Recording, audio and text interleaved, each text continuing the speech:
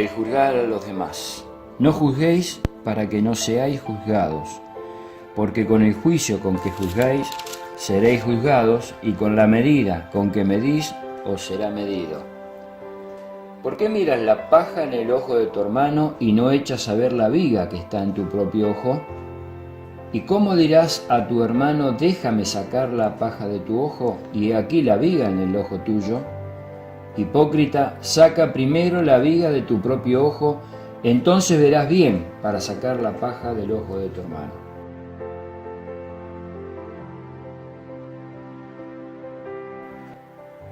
Buenas tardes, gracias a Dios estamos un miércoles más para compartir este discipulado, y el tema de hoy va a ser juzgar a los demás.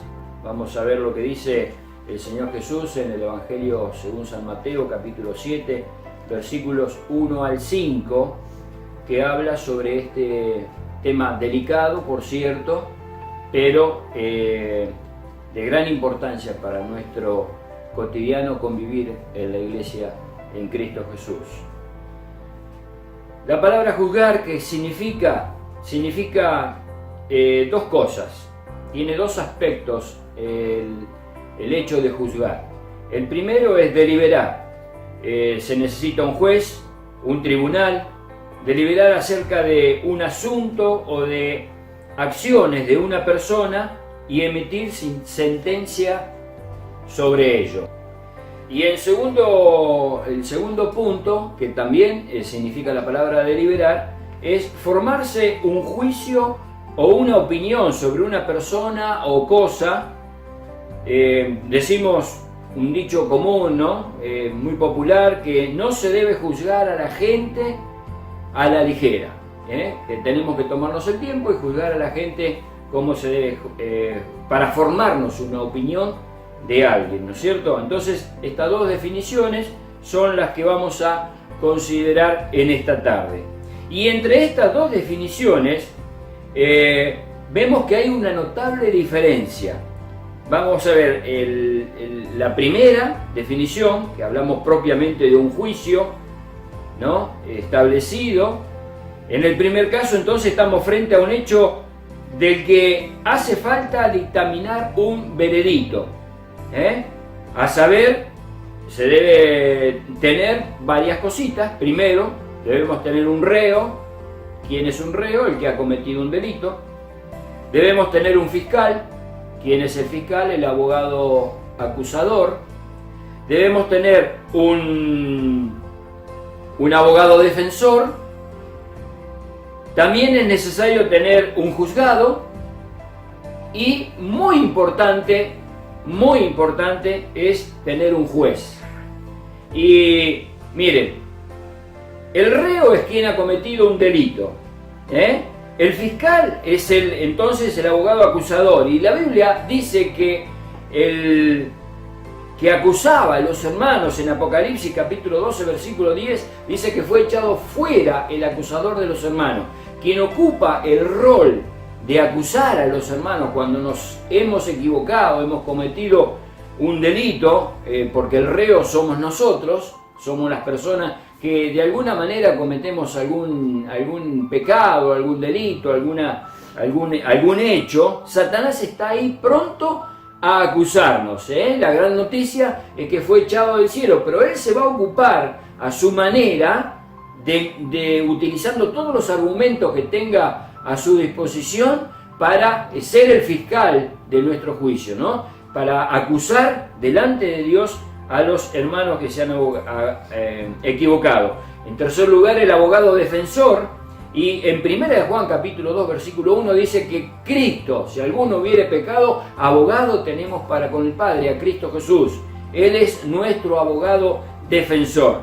Y acá, en el cuarto lugar, entramos nosotros, porque el juzgado, ¿quiénes lo componen? ¿Saben lo que se vieron en las películas? ¿No? Hay un juicio, está el reo, está el fiscal, está el abogado defensor, y al costado hay un grupo de gente sentado sobre un estrado.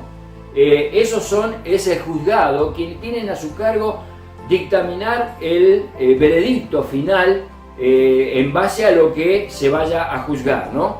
las idas y vueltas y todo lo demás, lo que hayan las pruebas, los hechos y todo lo demás. Esas personas ahí conforman el juzgado, que luego transmiten al juez la decisión de ellos y el juez dictamina la sentencia final. Ese juzgado entramos nosotros, entramos nosotros, está compuesto por la iglesia. Por eso que acá el Señor Jesús dice: no juzguen, no juzguen, versículo 1, no juzguéis para que no seáis juzgados, porque con el juicio con que juzgáis, está hablando de una realidad, que lo vamos a hacer. Él nos dice: no juzguen, pero nosotros vamos a juzgar. Con el juicio con que juzgamos, seremos juzgados, y con la medida con que medimos, seremos medidos. ¿Por qué? Porque nosotros estamos ahí en ese tribunal, en ese lugar, escuchando todo lo demás acerca de la persona que ha cometido, y vamos a determinar entonces un veredicto final. Y el juez, te tengo una noticia para darte: el juez no somos nosotros. No aparece en la Biblia como el ser juez como don del Espíritu Santo. Dios no nos da a nosotros, nunca nos dio a nosotros el derecho, el don o la capacidad o la autoridad de ser jueces. Ni abogado, ni jueces, ¿sí? Vamos a ser reo y vamos a estar compuestos por ese tribunal también. El único Dios vivo y verdadero, el Dios Padre, Hijo y Espíritu Santo, es el encargado de ser el juez. En una oportunidad el Señor Jesús dijo: ¿quién me ha puesto entre ustedes como juez o partidor? Estaba hablando del momento de ahí, ¿no?, que él estaba viviendo. Y en otra oportunidad dijo: no he venido como juez, sino como Salvador. Pero va a llegar el momento que Él va a venir como juez, ya no para salvarnos de los pecados, sino para juzgar a cada uno según sea sus obras. Así que esta es la primer parte, ¿no?, de lo que significa juzgar. Y vamos a la segunda parte de lo que significa juzgar. Dijimos que es formarse un juicio o una opinión sobre una persona, sobre una cosa, que no debemos juzgar a nadie a la ligera. Es la forma que tenemos todos nosotros de formarnos el concepto sobre las personas. Es a través de ello que nos formamos una imagen de alguien, y lo hacemos de dos maneras. Primero, es sin conocer al individuo, es lo que llamamos un prejuicio. Nos formamos la idea de alguien sin conocer a ese alguien, sin conocer al individuo, ¿no? Tomamos un juicio a la ligera. En segundo lugar, nos tomamos el tiempo para conocerlo, lo hacemos en base a su conducta, expresiones visibles de la persona, su manera de razonar, su manera de hablar, su manera de pensar, su manera de reaccionar en distintas circunstancias. Miren lo que dice en el Evangelio según San Juan, capítulo 7, versículo 24, porque el Señor Jesús también sabía que lo íbamos a hacer, esto de formarnos una imagen, de juzgar en este sentido a las personas. 7:24 de Juan. No juzguéis según las apariencias, sino juzgad con justo juicio. No juzguemos según las apariencias, o sea, descartemos, debemos tomarnos la iniciativa de descartar la primer parte, de prejuzgar, de juzgar a las personas a la ligera, de juzgar a las personas sin conocerla. Tenemos que tomarnos el tiempo para conocer. Miren, y aún tomándonos el tiempo para conocer a la gente, nunca llegamos a conocerla totalmente. Porque nosotros sabemos que para conocer bien a una persona debemos convivir con esta persona. Y muchas veces nos sorprende, porque así somos los seres humanos. Muchas veces nos sorprende, por más que hayamos convivido mucho tiempo, pero por lo menos nos formamos una imagen de esto, ¿no? Tenemos un juicio acerca de esta persona. El juicio es un derecho que tenemos todos, en cualquiera de las dos situaciones, ya sea en la del tribunal que hemos visto, o en esta segunda, que tiene que ver con nuestra relación cotidiana. En cualquiera de las dos situaciones, yo tengo derecho a un abogado, tengo derecho de guardar silencio, también tengo derecho a que me conozcan antes de que se formen una imagen errónea de mí. Yo tengo ese derecho, que me conozcan antes que se formen una imagen errónea. Romanos, capítulo 14, versículo 10, dice así: Pero tú, ¿por qué juzgas a tu hermano? O tú también, ¿por qué menosprecias a tu hermano? Porque todos compareceremos ante el tribunal de Cristo. ¿Tú por qué juzgas o por qué menosprecias a tu hermano? No es formarnos una imagen a la ligera. Versículo 13. Así que ya no nos juzguemos más los unos a los otros, sino más bien decidir no poner tropiezo u ocasión de caer al hermano. Qué linda actitud, ¿no? Nos invita a esto, ya no nos juzguemos más, tomemos la determinación de no juzgarnos más. Qué difícil que es esto, qué difícil, porque nosotros tenemos nuestra manera de razonar, nuestros pensamientos, nuestra manera de ver, nuestra perspectiva, nuestra manera de ver las cosas, y cuando vemos a una persona que no piensa igual que nosotros, o que no obra igual que nosotros, enseguida como seres humanos tendemos a juzgarlo. Y el apóstol Pablo nos está invitando a nosotros a que ya no nos juzguemos más, que tomemos la determinación firme, cortante dentro de nosotros mismos, de no ocuparnos en estas cosas, No nos juzguemos más los unos a los otros, sino que decidamos no poner tropiezo o ocasión de caer al hermano. Así que, bueno, tiene que ver esto con la convivencia cotidiana. En el versículo 3 y al versículo 5 dice: ¿por qué miras la paja que está en el ojo de tu hermano y no echas a ver la viga que está en tu propio ojo? Acá, este razonamiento que emite Jesús lo está haciendo desde el ángulo, desde el punto de vista de un carpintero. ¿Qué tiene que ver la paja y qué tiene que ver la viga? La paja es la viruta o la astilla pequeña, que vieron que los carpinteros vuela mucho polvillo por las mismas máquinas, ¿no? Por el mismo ambiente donde están, y era normal en la carpintería, en el taller, que se le llenara de basura el ojo a los carpinteros, ¿no? Que por ahí le entrara una basura y entonces estaban ahí hasta que podían sacarlo, porque obviamente esa astilla en ese ojo impedía poder ver a los demás. Y a veces ocurría, en este lenguaje, ¿no? Ocurría que había dos carpinteros dentro de la carpintería. Y a veces volaba tanto polvillo o tanta basura de la misma madera, del mismo trabajo, que a uno le entraban una astilla más grande y a otro una astilla más chica. Entonces uno a veces, no puedo ver, a ver si me lo podés sacar, ¿no? Y a veces el otro también tenía el ojo sucio. Entonces, la paja tiene que ver con una astilla chica y la viga tiene que ver con una astilla un poco más grande, ¿no? Que ocupaba el ojo de la persona. Entonces Jesús está llamando al razonamiento lógico de esto, ¿no? Si a los dos carpinteros le entró una astilla en el ojo, ¿cómo podía decirse uno al otro: déjame sacar la paja, la viruta, la astilla chica del ojo que tenía esta astilla chica, y en su propio ojo tenía una viga, tenía algo más importante, algo que lo lastimaba más? Entonces, sacate primero, limpia bien tu ojo primero para poder ver bien y no lastimar el ojo de tu compañero. Es esto lo que está queriendo Jesús decir en estos versículos, ¿no? O ¿cómo dirás a tu hermano: déjame sacar la paja de tu ojo y aquí la viga en el tuyo? Hipócrita, saca primero la viga de tu propio ojo. Ese es el razonamiento común, lógico y valedero. Entonces, saca primero, limpia tu propio ojo, ¿no? Y entonces verá bien para sacar la paja o la astilla más chiquitita del ojo de tu compañero. Pero esto tiene una enseñanza profunda para transmitirnos, ¿no?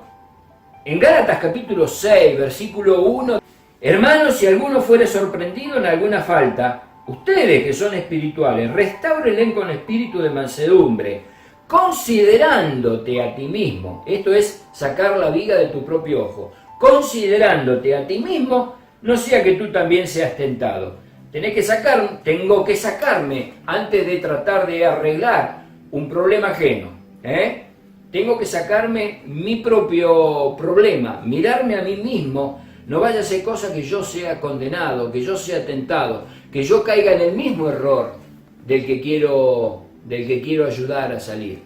Y está hablando del ojo.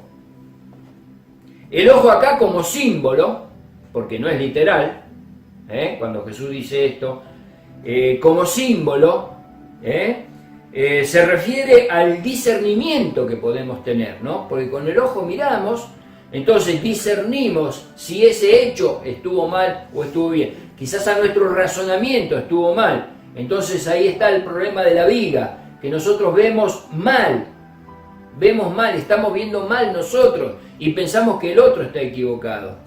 Entonces por eso Jesús es un tema muy controvertido de juzgar, porque en realidad tenemos tendencia a eso permanentemente, ¿no? Por esta razón de tener distintas opiniones, y que todos los seres humanos somos distintos, y que todos pensamos distinto.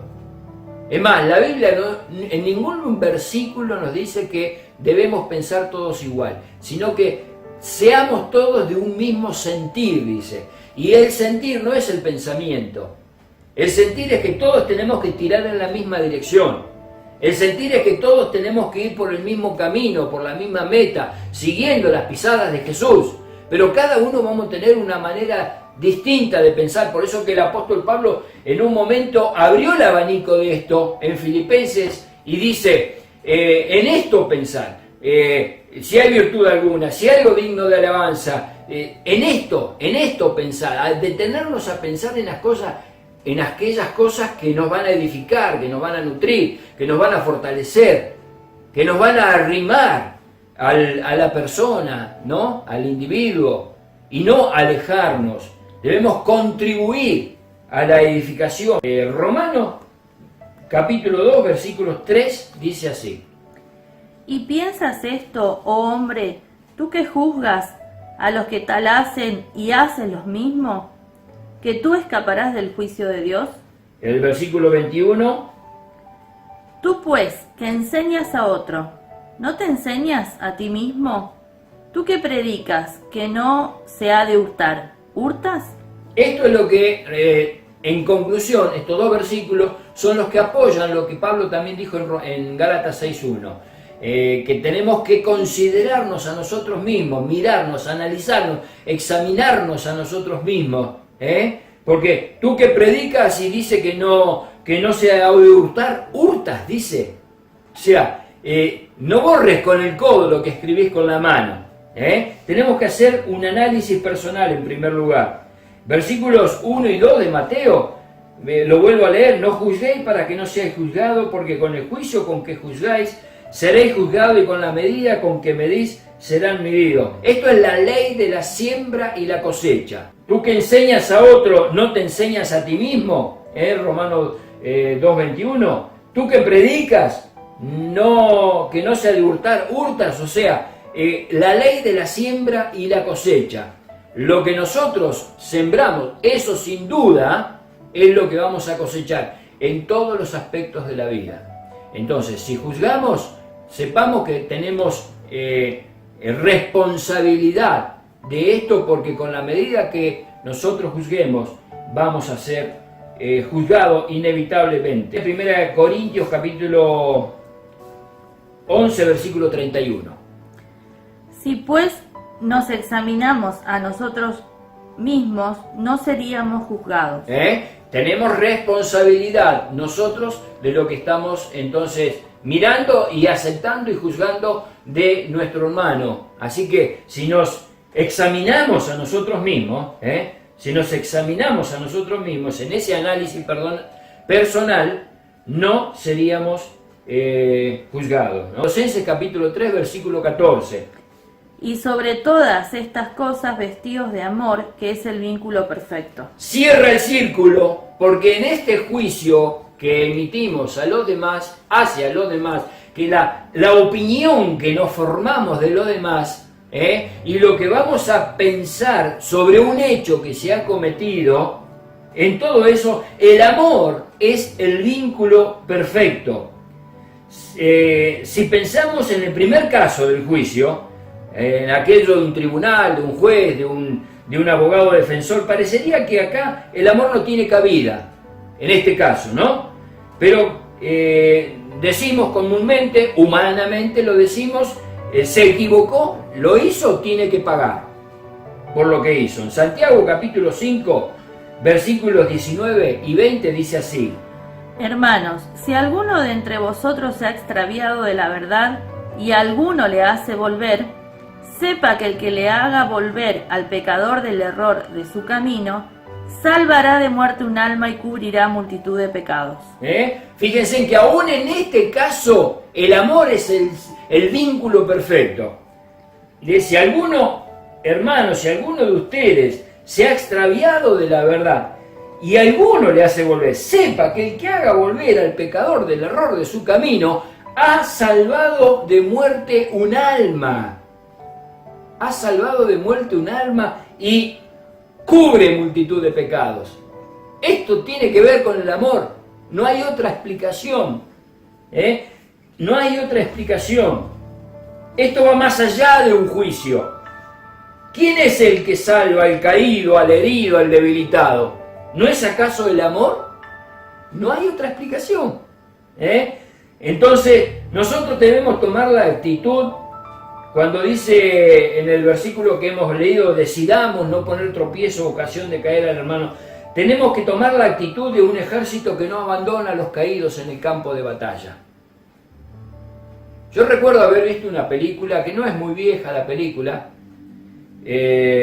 Fuimos soldados, algunos de ustedes también la habrá visto, de Mel Gibson, y él decía que, le decía a los subordinados suyos que él iba a ser el primero en poner el pie en el campo y el último en sacar su pie del campo de batalla, que no iban a quedar nadie atrás. Y qué buen ejemplo, ¿no?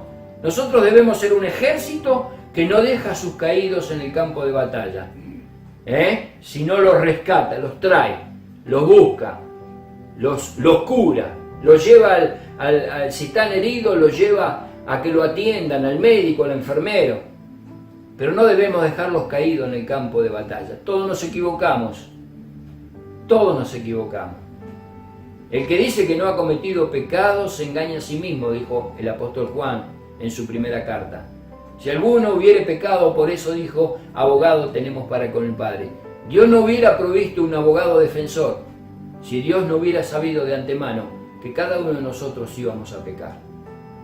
Y no está hablando de la vieja vida sin Cristo, está hablando de la vida con Cristo, que cada uno de nosotros vamos a pecar. Si Dios no hubiera sabido esto, no hubiera provisto para nosotros un abogado defensor. Y si esto no fuera una realidad, volvamos a lo que estábamos hablando, Satanás no se preocuparía por ser el acusador de nosotros. Pero vamos camino a la perfección, vamos adelante, vamos camino a la perfección. Debemos ser entonces ese ejército que no deja a sus heridos en el campo de batalla. Ahora, si consideramos el segundo caso de juzgar, no del tribunal, del juez, del abogado, ¿no?, sino de formarnos la imagen de las personas, vemos que Jesús le pregunta a sus discípulos en un momento, en el Evangelio de Mateo capítulo 16, versículo 14. Ellos dijeron, unos Juan el Bautista, otros Elías y otros Jeremías o alguno de los profetas. ¿Qué pregunta fue la que Jesús le hizo? ¿Qué dice la gente que soy yo? Ese ¿qué dice la gente? Es el juzgar, ¿no? Y permanentemente Jesús estaba siendo juzgado. La gente buscaba de captarlo en alguna palabra, en algún hecho, en algo para condenarlo. Permanentemente lo estaba. Entonces Jesús, en un momento de reflexión, le dice a los discípulos, ¿qué opinión? ¿Qué dice la gente? ¿Qué opinión se han formado de mí? ¿Quién soy yo para la gente? Y bueno, algunos le dijeron Juan el Bautista, otro Elías o alguno de los profetas. Y luego, ¿y ustedes quién dice que soy yo? ¿Qué le contesta Simón Pedro en el versículo 16? Respondiendo Simón Pedro dijo: Tú eres el Cristo, el Hijo del Dios viviente. Y en otra ocasión, en Juan capítulo 6, versículo 69, una pregunta muy parecida, Y nosotros hemos creído y conocemos que tú eres el Cristo, el Hijo del Dios viviente. en otra ocasión, y la respuesta muy similar también. Esto se desprende del amor, Esto se desprende del amor. Pero qué distinta perspectiva entonces tenemos mirando a la gente y juzgándola, a pesar de que Jesús dijo: no juzguen, que no tomemos ese atrevimiento, pero si lo vamos a hacer y nos vamos a formar una opinión de la gente y vamos a ver la gente para identificarla cómo es en realidad. Si tenemos que encargarle a alguien un trabajo, no se lo vamos a encargar a una persona que no conocemos, se lo vamos a tratar de encargar a una persona idónea. Pero ¿cómo sabemos que esa persona que le vamos a encargar ese trabajo, ya sea en la iglesia o fuera de la iglesia, cómo sabemos que es idónea para ese trabajo? Porque primero tuvimos que conocer lo que tiene capacidad para hacer ese tipo de trabajo. Pero qué distinto es cuando vemos ese juzgar desde la plataforma del amor. Lo vemos desde algo distinto, algo que cierra el círculo. El amor es lo que vincula, o sea, cerró el círculo, vinculó todas las cosas. El amor nos une, el amor nos hermana. Y eso es lo perfecto, eso se llama amor. Cuando podemos ver a las personas desde la plataforma del amor y no desde la plataforma del rigor, desde la plataforma del lo hizo, que pague. Aun si lo hizo y lo que hizo fue grave, vamos a buscarlo. Es como el pastor que busca la oveja perdida. Habla de la Biblia de la perniquebrada. ¿Sabe lo que significa? Significa que el pastor tenía las ovejas del rebaño y siempre había una oveja en el rebaño que era porfiada y se aparta del redil, ¿no? Y el pastor siempre la tiene que ir a buscar. Y la busca una vez y la busca dos veces y siempre está tras esa oveja porfiada que se aparta del redil y se va sola buscando cosas, y ustedes saben lo que significa todo esto. ¿Y qué es lo que hacían cuando tenían una oveja así porfiada? Le quebraban la patita. Le quebraban ellos la patita. Entonces esta oveja ya no podía caminar y venía el pastor, la ponía sobre sus hombros, y de esto también cuenta la Biblia, ¿no? La ponía sobre sus hombros y la traía al redil. ¿Qué es lo que hacía el pastor? ¿La tiraba en el redil? No. Le entablillaba la patita, se la curaba, la atendía a esta oveja, y la oveja, mientras estaba herida con la patita, la perniquebrada que se dice, ¿no? La patita vendada y dolorida y todo lo demás, ella por sí sola se apegaba a la compañía del pastor. Entonces ya después, una vez que se curó la patita, era tan común apegarse al pastor que nunca más se apartaba del redil. Esto está comprobado, está comprobado. Y el que busca a una persona que se ha equivocado y no la aparta, no la deja a un costado, no se olvida de ella, sino que va tras ella. Yo quiero ser tu paño de lágrimas, me dijo una vez una persona. Yo quiero ser tu paño de lágrimas.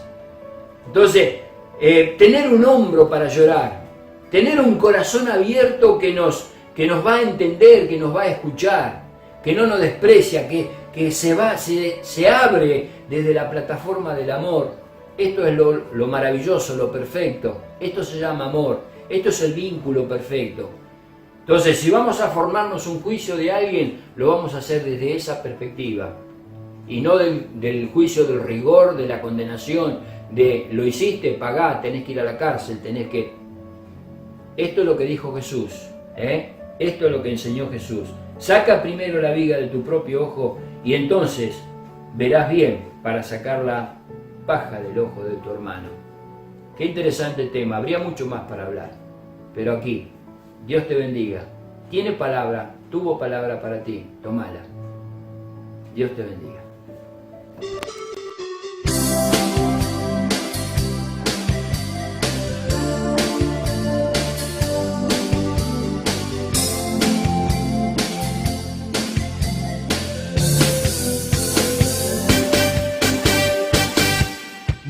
juzgues a tu hermano, no eres Dios.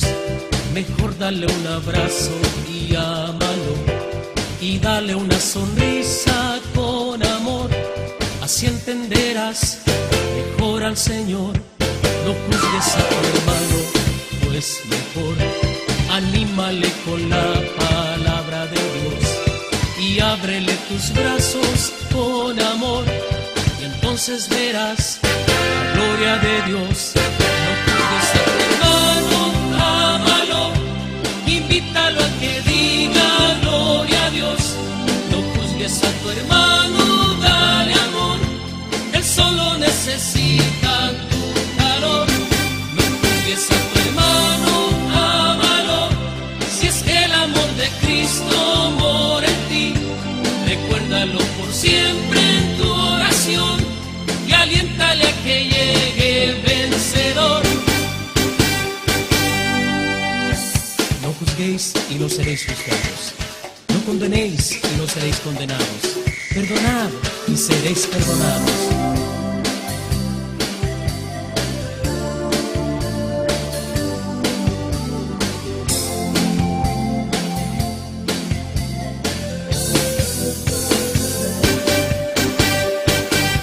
No juzgues a tu hermano, no eres Dios.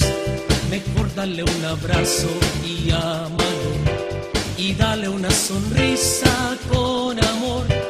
Así entenderás mejor al Señor. No juzgues a tu hermano, pues mejor anímale con la palabra de Dios y ábrele tus brazos con amor, y entonces verás la gloria de Dios. No juzgues a tu hermano, ámalo, invítalo a que diga gloria a Dios. No juzgues a tu hermano, dale amor, él solo necesita tu calor. No juzgues a tu hermano, ámalo, si es que el amor de Cristo mora en ti. Recuérdalo por siempre en tu oración y aliéntale a que llegue vencedor. No juzgues a tu hermano, ámalo, invítalo a que diga gloria a Dios. No juzgues a tu hermano, dale amor, él solo necesita tu calor. No juzgues a tu hermano, ámalo, si es que el amor de Cristo mora en ti. Recuérdalo por siempre en tu oración y aliéntale a que llegue